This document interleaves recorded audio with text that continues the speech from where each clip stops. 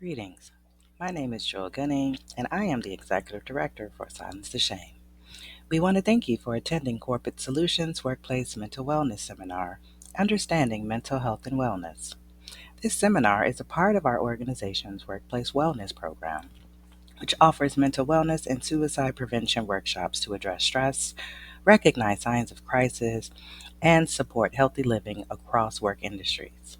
May is Mental Health Awareness Month, and we are happy to offer this seminar to learn more about our mental well being. If you find this seminar helpful, share it with your friends, families, and colleagues. Silence the Shame is a national nonprofit founded by music executive veteran Shanti Das. Due to the loss of her father and close friends to suicide, Dawes shares her own story of depression and suicide ideation in hopes of peeling back the layers of shame to access mental health professional help. Silence the Shame mission is to empower and educate communities on mental health and wellness. We envision as a global leader in erasing the stigma and educating communities on mental wellness through community conversations, compelling content, and outreach programs. But before we begin, we're going to focus on a simple yet powerful tool to help manage anxiety and bring attention back to the present moment. This technique is called 54321 grounding exercise. It's particularly useful when you find your thoughts spiraling or if you're experiencing stress or anxiety. In this exercise, we will engage our senses to ground ourselves. We'll identify different things we can see, touch, hear, smell, as well as taste. You can either sit or stand as you prefer. Just make sure that you are in a comfortable position where you can relax and just concentrate. Now let's begin. Let's start with taking a deep breath in and now release. And I want you to just take 5 and look around you and name 5 things that you can see. You can take your time to describe each item briefly. It can be your laptop, or maybe it's a window. Now take a moment and touch 4 objects within your reach. It can be a table, or maybe it's your feet on the floor.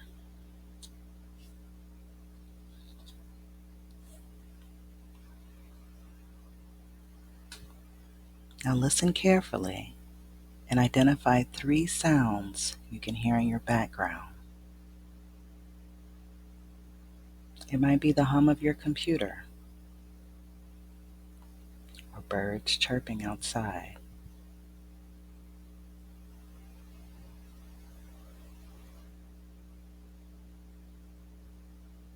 Now notice 2 things that you can smell. If you can't smell anything immediately, try moving around to find a stronger scent. Or maybe you can imagine one of your favorite smells.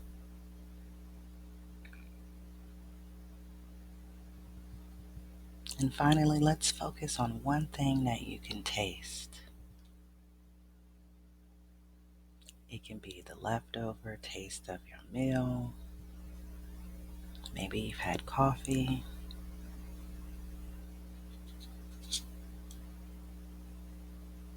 Want to take another deep breath in and out. Feel the feet on the ground and your body in its rested position. And just notice how your senses bring you back to where you are. It only takes a few minutes and just an opportunity to bring yourself back to a focus. Thank you for practicing that with me. So, today in our seminar, we are going to just deepen our understanding and enhance our ability to support the well being of ourselves as well as our communities. We'll start by what mental health and mental illness means. Our discussion will look at various factors that affect mental health, biological, psychological, environmental contributors to mental well being, and hopefully providing a holistic view on how these different elements interact. An important part of our seminar will focus on the role of stigma and social determinants like socioeconomic status, education, our neighborhood conditions, employment, and social support networks. And lastly, we'll delve into prevention strategies that can help mitigate the onset of mental health disorders. We'll also explore the spectrum of treatment options available, from psychotherapy to medications, and we'll discuss the journey towards recovery and improve the quality of our lives. So, when we think about mental health, it is just the way we think, the way we feel, the way we behave, and how we are coping. Crying or feeling sad, getting annoyed, or even angry are normal responses to life challenges. So are negative thoughts, such as, this is too hard for me, or I'm not a good person, or people don't like me. But sometimes we also have negative behaviors, such as yelling at somebody or avoiding a situation that makes us feel stressed. And although the terms are often used interchangeably, poor mental health and mental illness are different. A person can experience poor mental health and not be diagnosed with a mental illness. Likewise, a person diagnosed with a mental illness can experience physical, mental, and social well being periods. The presence of mental distress or mental health problem activates your brains to adapt to life challenges and develop skills for future challenges. It's important to remember that mental health is just as important as physical health, but it is often misunderstood. Just like we need to look after our bodies by eating right, staying active, and going for regular checkups, we must also take care of our minds. This means doing things that makes us feel good, asking for help, discussing our feelings. Understanding that mental health is a part of our overall health can help everyone be more supportive and caring towards each other. It's okay to prioritize our mental health, and by doing so, we can show others that it is okay as well.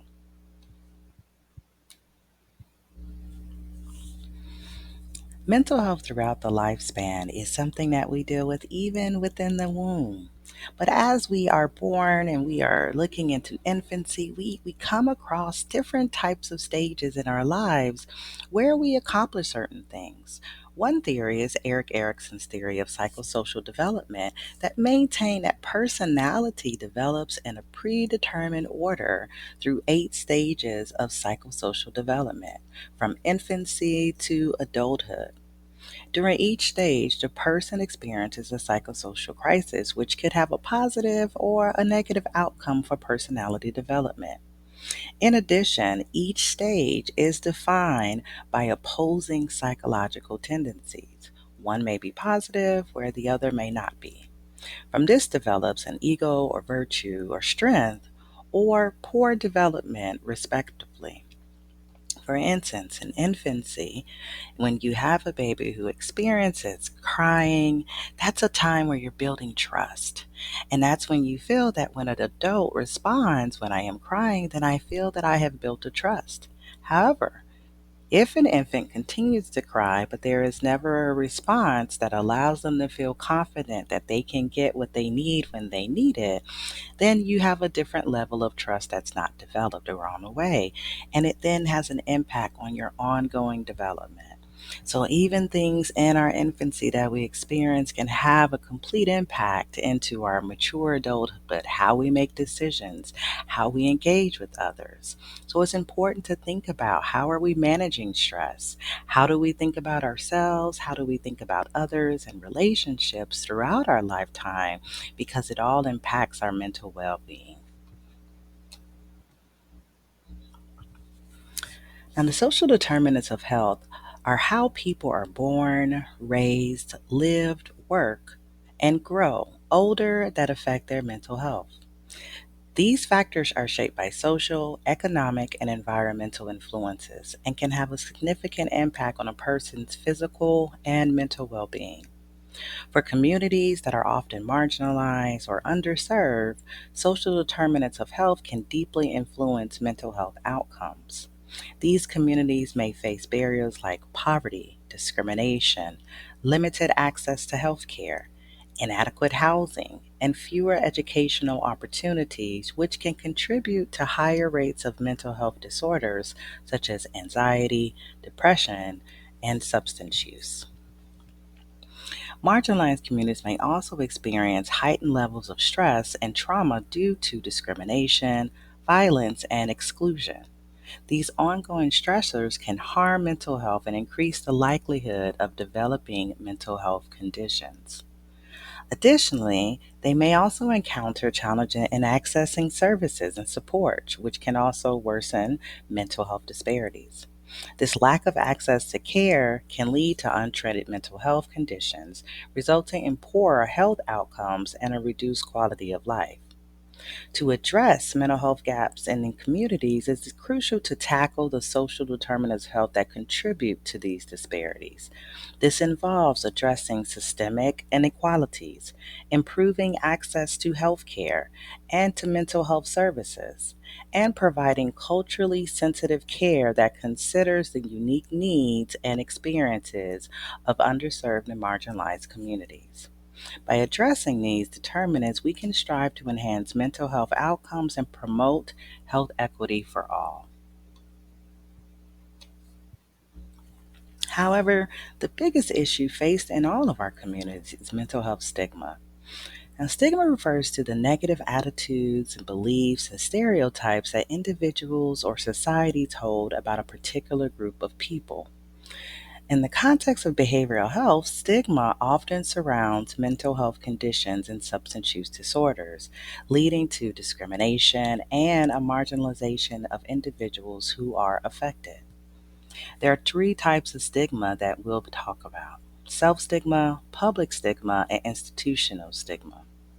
Self stigma occurs when individuals internalize those negative beliefs and attitudes about mental health conditions.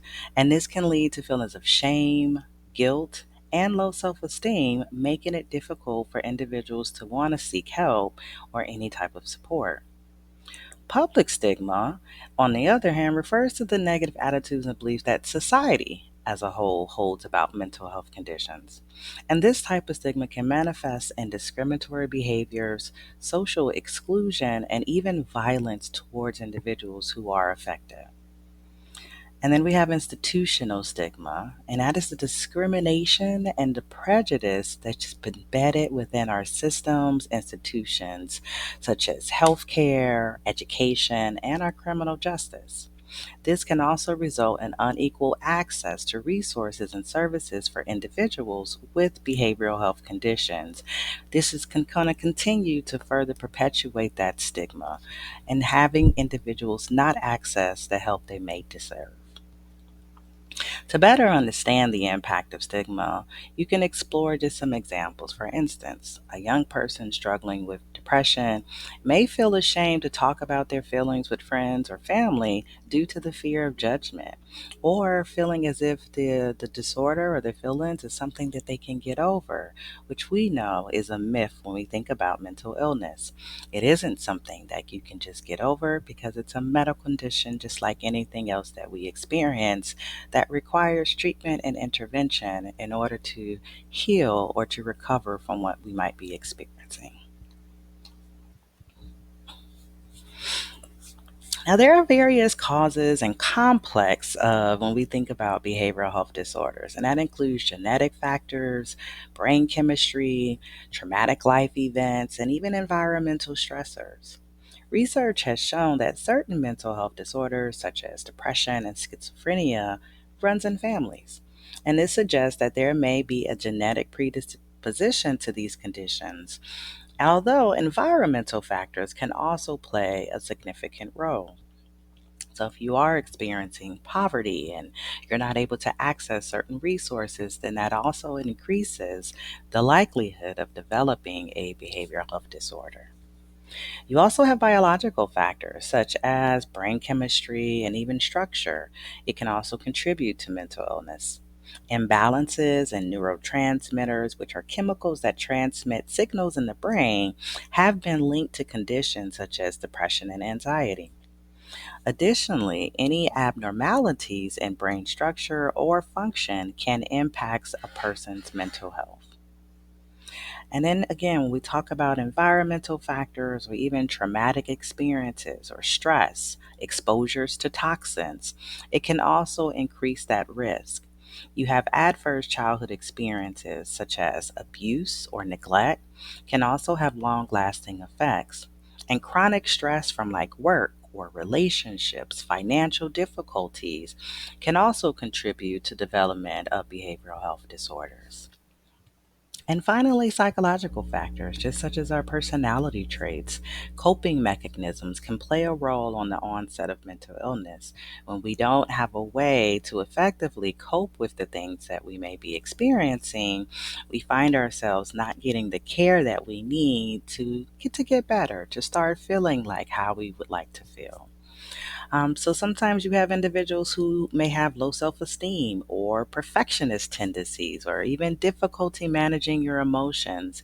You may be more vulnerable to having anxiety or depression because you have difficulty really regulating what is realistic for any human to experience and how they deal in their day to day exchanges.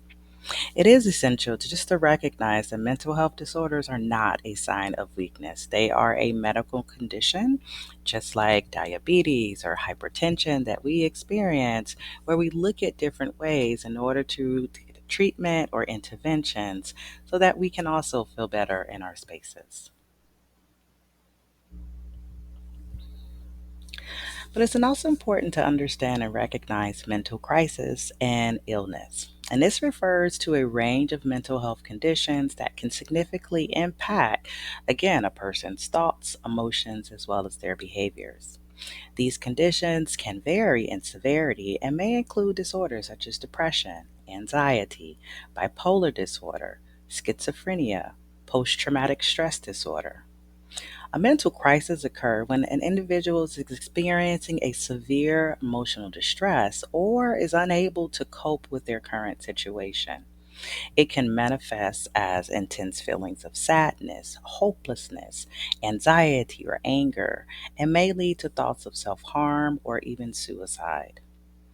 Mental illness, on the other hand, is a diagnosable condition that affects a person's thinking, feeling, and behavior that causes significant distress or impairment in the daily function.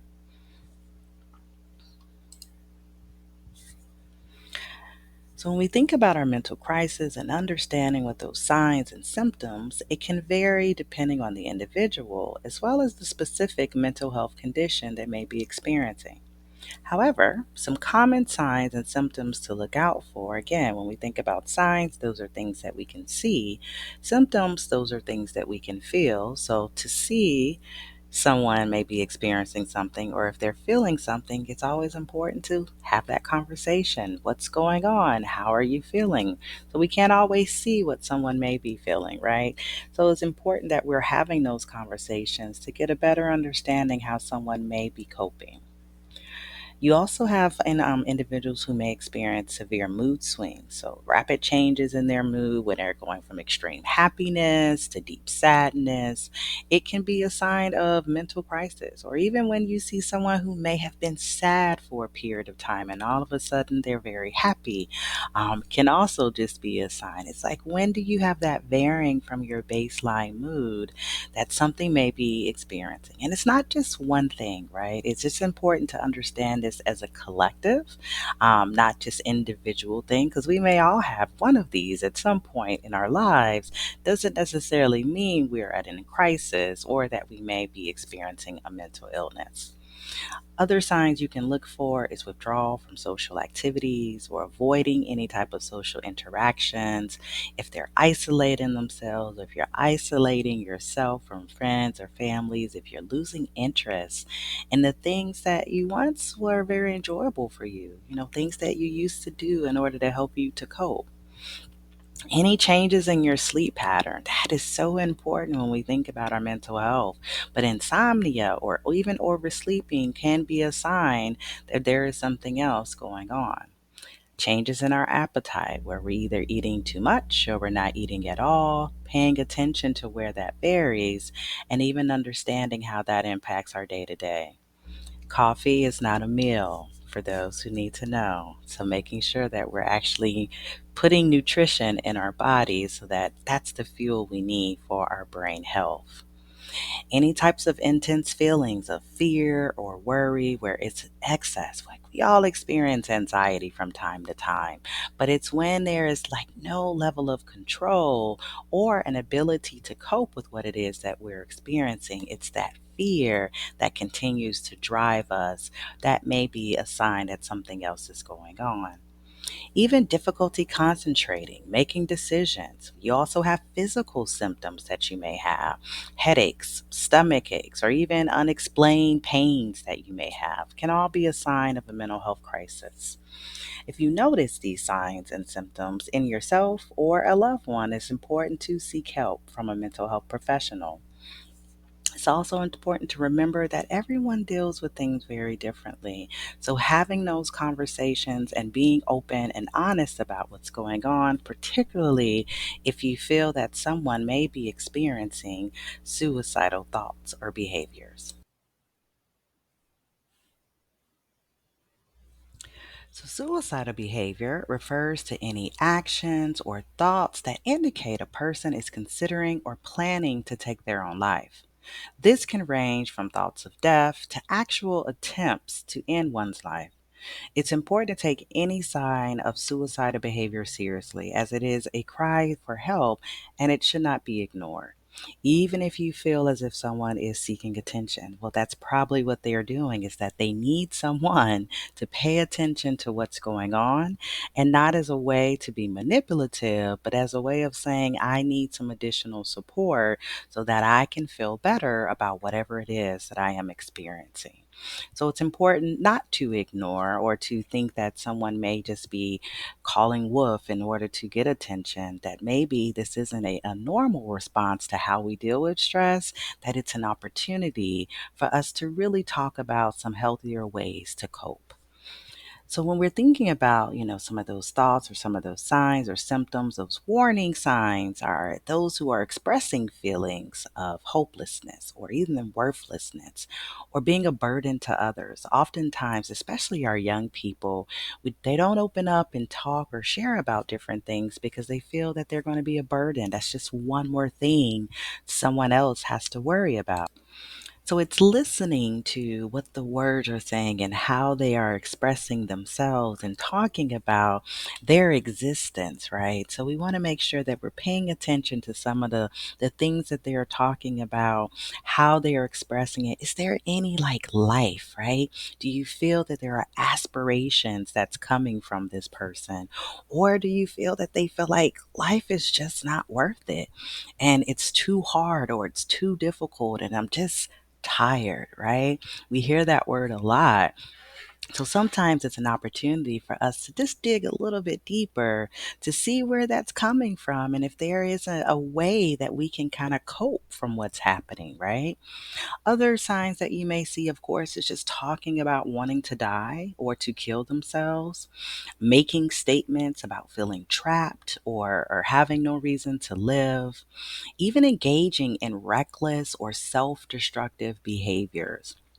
Sometimes substance use may come into play, or we start doing things like driving fast, not wearing seatbelts, just things that are seen just like I want to die, but it seems very passive in the way that they are expressing it, but can still be very detrimental or fatal with the decisions that they are making. Also, giving away possessions or even making arrangements for after their death, withdrawing from friends and families or even activities, changes in sleep patterns, paying attention to these different signs. It's important that you can have that conversation. Or if you are experiencing this yourself, and recognizing you have an opportunity of hope And there is someone out there to support you. You can contact a mental health professional. You have a crisis hotline. You have 988 that you can call to talk to someone when someone may be experiencing or when you may be experiencing a mental health crisis. Suicide is a serious issue and it is preventable. So, having time to really talk through and understand from others, it's important that we understand these signs and symptoms and knowing where to get the help, even if we don't feel like we're equipped to have those types of conversations. So now we are going to hear from Big Crit. He is a rapper and producer who sat down with Silence of Shame for just a little bit to discuss mental health and the challenges he felt along the way. But as you are listening, just take note of the stigma and the shame and pay attention to what those initial coping skills were and how they changed over time as we mature in our lifetime. Mental health is extremely important to me. Be it one that I'm one of those people that I used to kind of ignore my depression and my anxiety when I was going through when I was younger, and medicate like most people, whatever substance you're using. I used to drink a lot. You know what I'm saying? I just keep pushing, and it got to a point when right around the time I turned 30, where I just crashed. You know, and everything that I had been dealing with previously with my career and what I was going through and the negativity kind of got a hold of me. And what I've been doing is putting it off so long, and I wasn't having the conversations that I need to have with my loved ones. I wasn't talking to the people I work with like, yo, I don't feel good today. I'm going through this. And it's something about even being a black man that sometimes we don't talk about depression and anxiety enough. We just kind of mull over it and keep pushing. So when I turned 30, man, I started to really express my feelings and my emotions, what I was going through. Instead of drinking to get through my problems, I'd talk it through. I'd even take out some time to even think why I'm angry, why I'm mad. And I sought somebody out to actually be able to sit down and talk. There's nothing wrong with getting a therapist, brother. You think Oprah, all these mega stars ain't got therapists, you know, and they do, and you need that. You need to sit down and talk with somebody normally that doesn't know you so they can give you some, like an outside, look at what you might be going through. And so I think it's extremely important. I encourage the youth to definitely talk through your problems. Find some sort of positive way to express yourself, be it music, art, exercise, anything to start getting that negative energy off of you. And yeah, man, big crit. I deal with depression, anxiety too, brother, and I'm not afraid to talk about it and let the youth know. Hey, what's happening? It's your country cousin, Big Crit, Third Coast representative, Mississippi native. Take time, save a life, and silence the shame. Mental health is extremely important to me. Be it one. So let's talk a little bit about mental health disorders and or mental illnesses. And mental health disorders, they encompasses a wide range of conditions that again affects the person's thoughts, emotions, and behaviors. These disorders are typically diagnosed through a combination of clinical interviews, psychological evaluation, and observation of symptoms. They are not diagnosed through TikTok. We do not self diagnose, right? We talk to our professionals. When we are experiencing going on with our body, we go and talk to a doctor just like we would go and talk to a therapist, psychologist, or a psychiatrist if we are experiencing some of those signs and symptoms we talked about a little earlier. So we do know that anxiety is again very common normal response to things that are fearful for us, right? But when it is uncontrollable, it may get to a point where it's affecting our day to day. You may have an anxiety disorder. And anxiety disorders are probably the most common mental health disorders. Nearly 30% of adults at some point in their lives are characterized by this extreme excessive worry, fear, or anxiousness that is difficult to control that significantly impacts your daily functioning.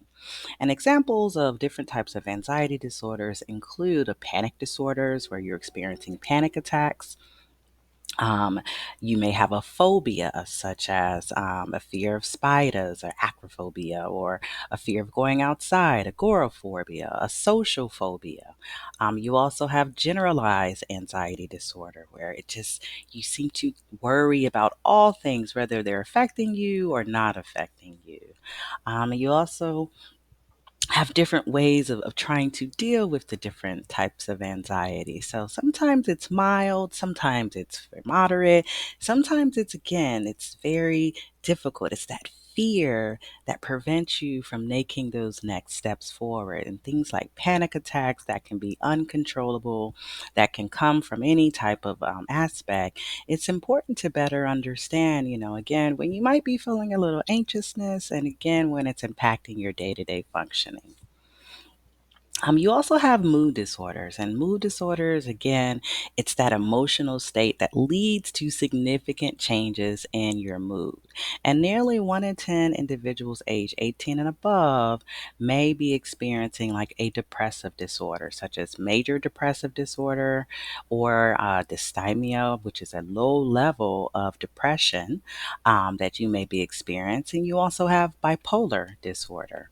Again, these are just some common disorders that you may hear more about than normally, but there are several different types of disorders, over 200 diagnoses that can be found in the DSM-5, which is the Bible when it comes to understanding different health conditions in regards to mental illnesses.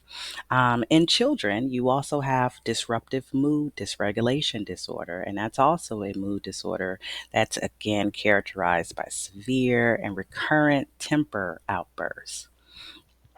You also have personality disorders, and that's again involving a pattern of thinking or feeling and behaving that kind of deviates from the cultural expectations. And it can also cause distress or impairment.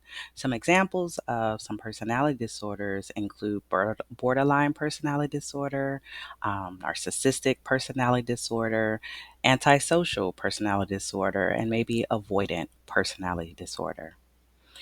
And then you also have obsessive compulsive and related disorders. This used to be more of a type of anxiety, but has now shifted into this own little category where you are again trying to manage just the ongoing intrusive and unwanted thoughts or obsessions and repetitive behaviors or mental acts or those compulsions that helps you try to reduce some of the stress and prevent a feared outcome. And oftentimes we use this term obsessive compulsive disorder, OCD, as an adjective for someone who is structured or like things clean. This disorder is far more severe as we are trying to kind of associate it with it. It has an impact in your life to the point where almost an hour out of your day you are spent trying to engage in either these thoughts or these compulsions to act in order for you to be able to manage some of that fear and anxiety and behaviors that you're experiencing. So it's important that we understand these conditions and not use it in a way can also kind of perpetuate that stigma where it's kind of pushing and not understanding the severity of some of these disorders and how it impacts our functioning and our relationships and our work and other spaces that we are in. Eating disorders are also mental health disorders where you are experiencing abnormal eating habits and thoughts related to food and body image. This can include conditions such as anorexia nervosa, which individuals severely restrict their food intake, leading to a dangerously low body weight. You also have binge eating disorder, where individuals consume a large amount of food in a short period of time.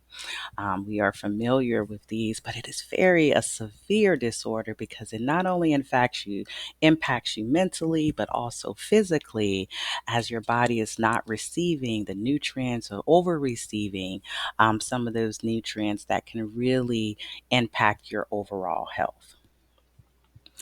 We also have trauma and stress related disorders. And again, these can begin to develop after experiencing a traumatic event. And trauma is different from everyone, right? It's not necessarily the event itself as much as it is the way you experienced it and kind of what's left over from that experience.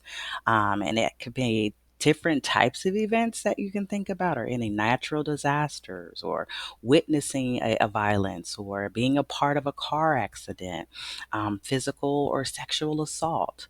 All of these examples can be a part of this traumatic event that can lead to the development of either acute stress disorder or post traumatic stress disorder. Post traumatic stress disorder, again, can emerge usually mostly after 30 days of the event, but almost many, many years that you might start experiencing some of the symptoms thereafter. So it's important to understand trauma and how your body has been able to cope and recover from some of the experiences that you've had. We also have schizophrenia and other psychotic disorders. And again, this is where individuals experience hallucinations or delusions or any disorganized thinking. Schizophrenia is a chronic condition that can significantly impact a person's ability to function in daily life. Does not mean they cannot live a high quality of life, but it's important to seek treatment and support in order to better manage the symptoms. And then we also have neurodevelopmental disorders. And this, what we might be more familiar with, are disorders such as autism spectrum disorder or attention deficit hyperactivity disorder or ADHD. And these disorders can affect the development of the brain and the nervous system, leading to difficulties in communication, social interaction, and behavior. Again, these typically manifest in childhood, but they do continue to persist into adulthood. And again, it's important to, again, when we think about these diagnoses, that we are looking at mental health professionals such as psychiatrists, psychologists, licensed therapists, are those who will typically make those diagnoses under a thorough assessment of symptoms, personal history, and the disorder's impact on its daily function. Treatment often involves combination of therapy, medication, lifestyle changes, but it is treatable in ways that we can recover and live a good and high quality of life.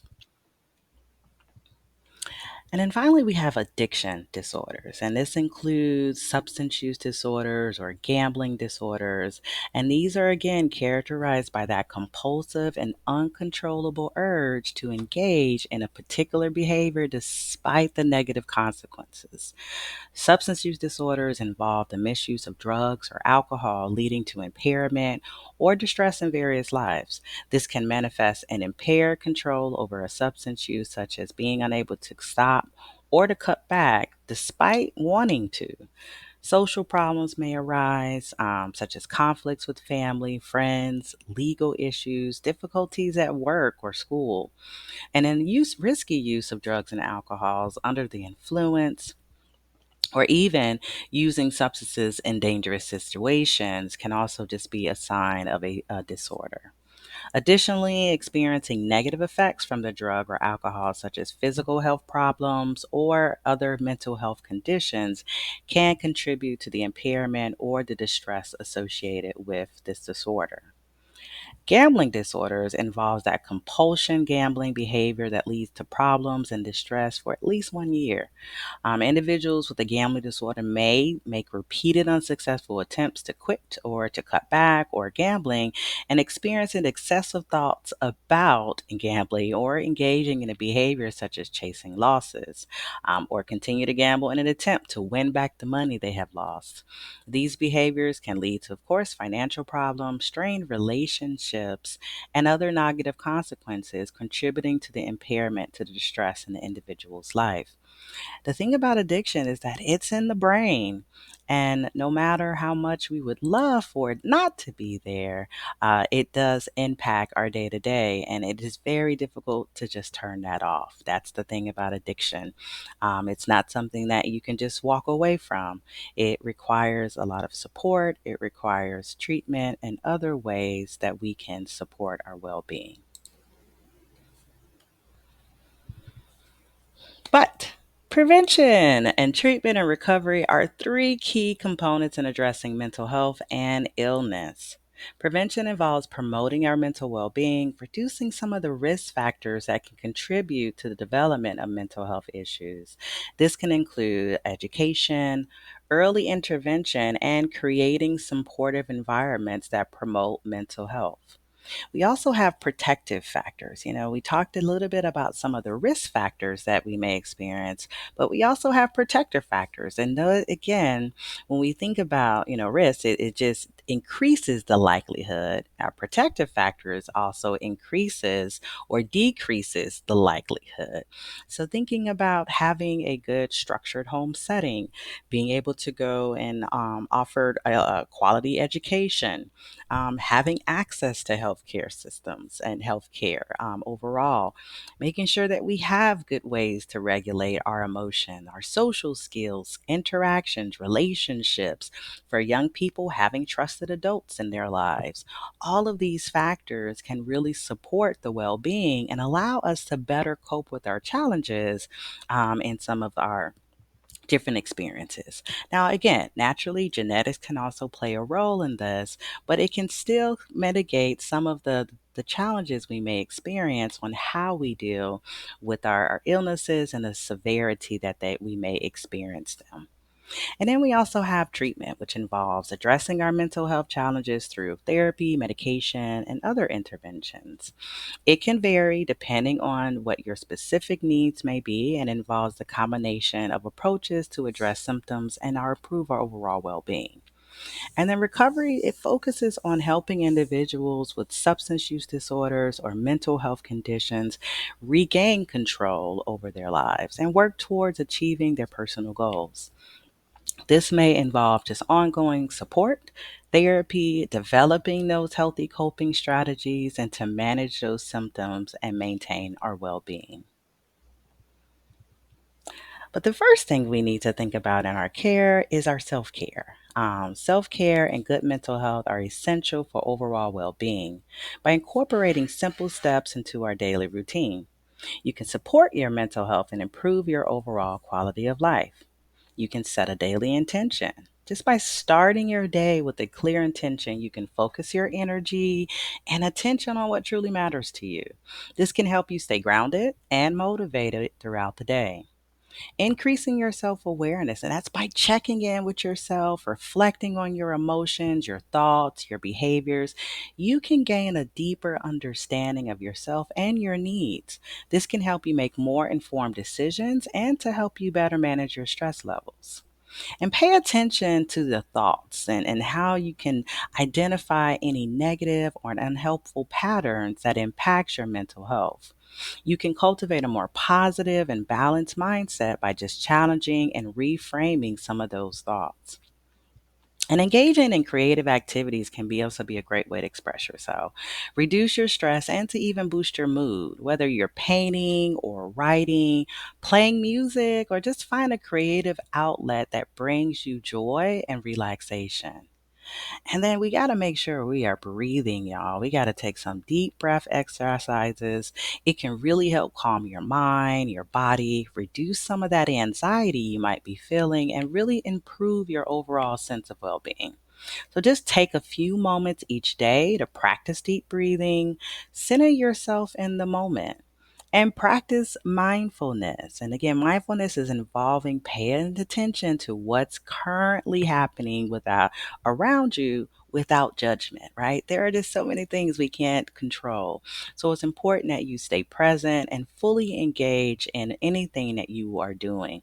It really helps you to stay focused and enhance your overall health.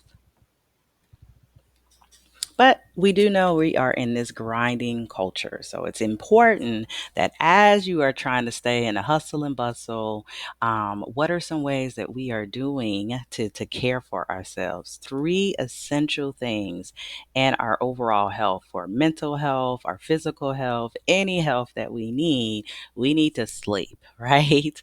It is important that we are getting our sleep. It's essential for our bodies, our minds to recharge and rejuvenate. And without it, we become irritable, unfocused, and we are more prone to stress and illnesses. And after a while, our brain just stops working because it's not getting the recharge that it really needs to continue to work. And then we have to make sure we're eating right. Fueling our bodies with nutritious foods can help us maintain our energy levels, improve our mood, and our overall health. So, eating a balanced diet rich in fruits, vegetables, whole grains, lean proteins can give you the best you can. And I know this can be hard. Just do your best, right? And if nothing else, hydrate, hydrate, hydrate. Drink some water, right? It allows our body to get that additional what we need in order to function. And then finally, the best exercise ever, or I mean, the best medication ever is exercise. If you can set aside at least 30 minutes a day to work out or to just actively move your body, it helps you stay in shape. It provides you that natural release of endorphins that it can improve your mood, reduce your stress. You can either go to a gym, go for a run, walking your dog, whatever you need to do to kind of keep it moving so that you can find a positive impact on your health. And then making sure that we are monitoring our social media. It has become an integral part of our lives, shaping how we connect, communicate, and consume information. However, this constant connectivity comes with its own set of challenges. One of the major challenges is the addictive nature of social media. We talked a little bit about that addiction, right? That endless scrolling, notification, and likes, it could create this dopamine loop that keeps us hooked and often leading to like excessive use, negative impact on our health. Unhealthy engagement on social media is another concern. Constantly comparing our lives to carefully curated feeds and can feed and breed those feelings of inadequacy, anxiety, depression, and even pursuing likes and validation can sometimes overshadow that genuine connection and self worth. We don't know those folks, right? And a lot of times we're basing our value on strangers, and that's not that authentic self that we actually need to feel our full value. And then, of course, FOMO, right? That's that fear of missing out, commonly known as FOMO. It's prevalent in our social media realm. Constantly comparing our lives to other, highlighting our reels, it can trigger those feelings of loneliness and even foster a sense of disconnection from reality. Filters are fun, right? But the pressure to be present and flawless all the time, it's not healthy and it's not real either. So, it's important to just take some time to digital detox, take regular breaks from social media, really disconnect and recharge, and set aside specific activities to unplug and focus on those activities. You sometimes have that on your phone, that emotional well being. Use that in order to monitor how much time you're spending on social media. And then prioritize face to face interactions and genuine connections with friends and loved ones. Real world activities, y'all, it can really boost our mood and reduce that feelings of isolation. Being conscious of your social media usage and its effect on your mental health, that mindfulness is important. So making sure that you stay focused on that and really kind of limit our notifications around it. Customize your settings to reduce the constant barrage of notifications. Minimize some of those distractions so that you can create a more balanced and mindful online experience. So now we are going to hear from singer-songwriter Carrie Hilson as she opens up about her experience with therapy and the journey to get the support that she needed to manage her own well-being.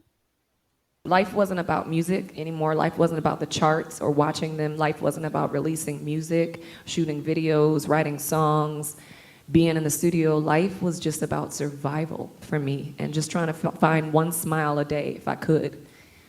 Did you seek counseling or therapy at some point? I did.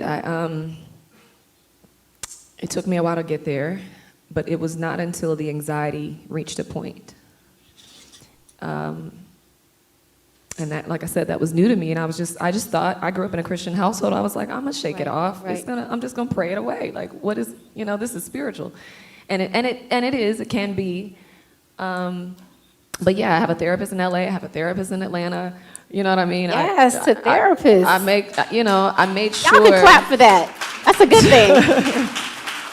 I'm the only one in my family, and friends probably. Not friends. My friends are pretty. Thank you. Yeah, it's probably gonna be tearful.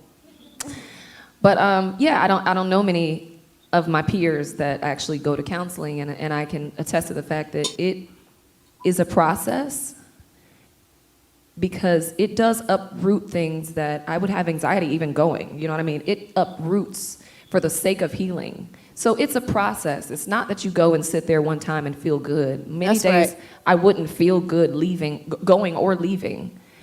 But And some people have to find 2, 3, 4 different therapists till they find the right one. that's you know? true. That's true. One that I have, the one in LA, I can't see him all the time because he's just real. He's a little brutally honest. And I'm not ready for that all the time. I was a little fragile. I'm good now. So I took a hiatus from him, and I was like, I'm just going to the one in Atlanta. She's very gentle with me. But we have stuff, we have stuff. And it wasn't until I started to do my work during this process, and I'm trying to wrap it up. It wasn't until I started to do my work and realized this is really childhood. This is my inner child really wounded. Life wasn't about music anymore. Life wasn't about the charts or watching them. So it is important to think about therapy and the impact it can have on us, but it is absolutely necessary in a lot of aspects as we continue to seek and recover. So there are very essential components in addressing mental health conditions, and things like psychotherapy is a form of treatment that involves exploring thoughts and feelings and behaviors to understand and manage mental health conditions. Through therapy, individuals can work towards developing coping strategies, improving communication skills, and gaining insight into their emotions. This process can lead to improved well being and just a better quality of life. Medication is another form of treatment for mental health conditions. And while medications can effectively manage symptoms, it's important to know that it is not a cure. Medications is often used in combination to therapy to provide a comprehensive treatment for individuals who may be struggling. They would need to work closely with their healthcare provider to find the right medication and dosage that works best for them. And then recovery is just a process of change that involves improving health and wellness in order to live that self directed life. It can look different for everyone, but it involves setting those goals, developing healthy coping mechanisms, and building a social support to allow you to feel more secured and safe in some of the spaces that you are in. It is not linear, and it may involve setbacks, but with dedication and support, individuals can work towards achieving their goals. Now we will hear from David, who is a licensed professional counselor, who describe other types of mental health support and professionals. When we're talking about finding someone that you can be vulnerable with and open with, um, that can look like a bunch of different things. So, outside of close friends or family members, sometimes it's finding a peer who's supportive. And when I say a peer, I mean somebody who's been through that same experience. And because they have the lived experience, they can meet you where you are and they can understand what you're going through exactly. And they can also model for you that, hey, life gets better on the other side of what you're dealing with. There are also support groups. There are support groups for anything under the sun. A quick Google search will usually yield a result for you. Obviously, you're probably familiar with the 12-step meetings, and not all support groups are 12-step meetings, but there are the 12-step meetings that cater to a number of different things. Those are widely available, and lately they're also available online. Beyond that, you can seek out professional help, and that can be from a licensed therapist. And typically, a licensed therapist is somebody like me, somebody who's a licensed professional counselor, maybe a licensed clinical social worker, or a licensed marriage and family therapist. And those alphabetical things at the end of our names, it's an LPC, an LCSW, or an LMFT.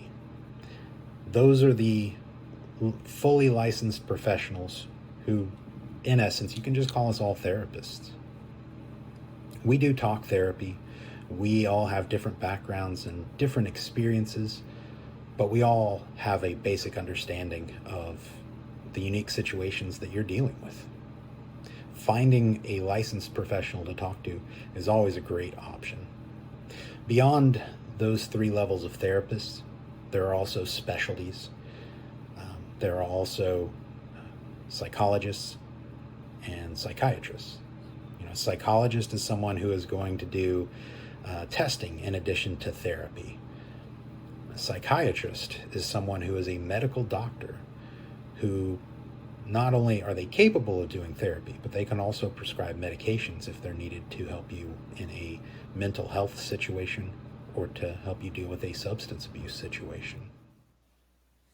When we're talking about So it is important to find the right professional for you.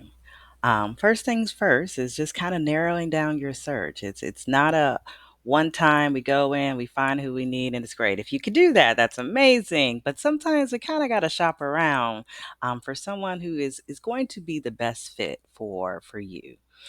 So, just one, asking yourself, what is your primary condition or concern? And how long have you been dealing with this? Are you looking for a specific makeup and a professional, such as gender, race, or background? And do you have insurance that can help you cover the cost of treatment? One great way to start your search is by asking trusted friends and families for recommendations. They may have some positive experience with mental health professionals that can they share with you. When you are ready to reach out to a mental health professional, it is important just to understand some of those key questions. What type of services do you provide? What are your payment options? Do you have experience treating people from my cultural background? How should you describe your treatment style? What should I expect during my first appointment? There are just so many different things, and understanding your cultural background, making sure that you are aligned so that some of the things that you are talking about and experiencing either through childhood or currently, they have a way to better connect and to understand how you can best heal and recover from some of your experiences. A good mental health professional can help break down flawed thinking and guide you towards healing. But remember, therapy only works if you allow it to work.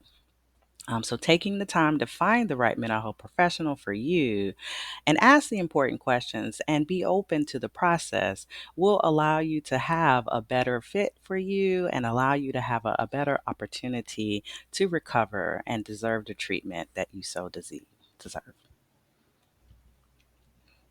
There are also resources for you, and I encourage you all to just pause and take a picture of the screen in front of you just to understand what mental health and crisis resources are available.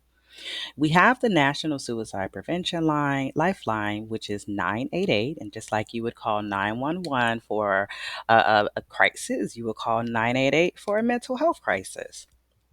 It is a network of crisis centers of offering free and confidential support to individuals in suicidal crisis or emotional distress 24/7.